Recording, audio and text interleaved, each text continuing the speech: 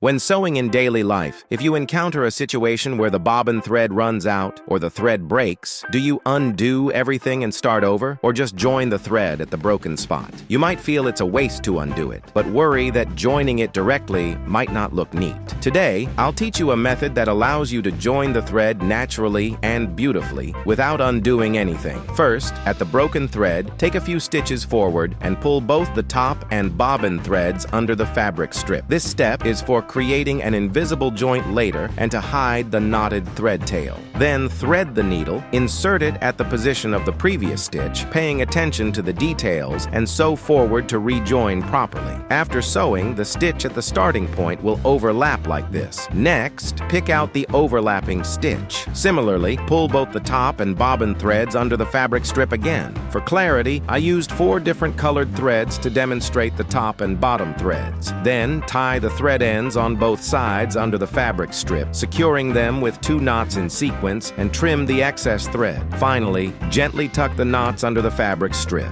This completes a seamless, invisible thread join. Have you learned it? Next time you encounter a broken thread, don't forget to try this method.